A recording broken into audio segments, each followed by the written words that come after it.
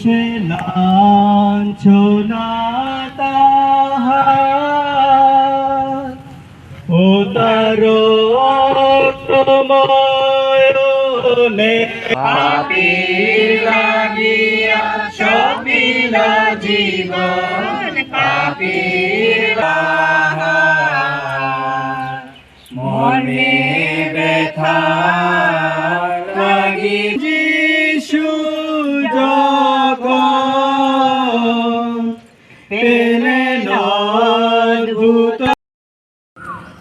আজকে আমাদের খ্রিস্টীয় ভাই বোনদের জন্য বিশেষ একদিন, কারণ আজ আমাদের বলা হচ্ছে পূর্ণ শুক্রবার।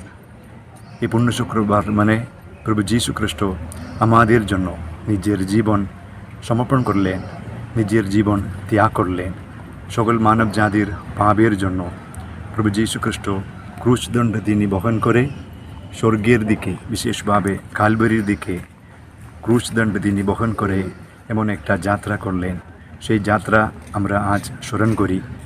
আজ সকল ভারতদেশীয় মানুষের জন্য, সকলের পাপের জন্য প্রভু যীশু খ্রিস্ট মৃত্যুবরণ করে আমাদের জন্য নতুন একটা জীবন দান করেছিলেন। সেই দিন আজকে আমরা পালন করি। আপনার আজকে কোনো মেসেজ আপনার? এটাই আমাদের মেসেজ। প্রভু যীশু খ্রিস্ট সকল মানুষের পাপের জন্য, পাপের মধ্যে থাকা, পাপের দাসত্বের মধ্যে থাকা সকল মানুষেরকে রক্ষা দেবার জন্য প্রভু যীশু নিজের জীবন সমর্পণ করলেন। আজকে কি কি অনুষ্ঠান হয়? আজকে আমাদের মরিয়মনগরের মধ্যে এখনই আসলে আমাদের ওয়ে অফ দ্য ক্রস, আমাদের ক্রুশের পথ এখন শুরু হবে।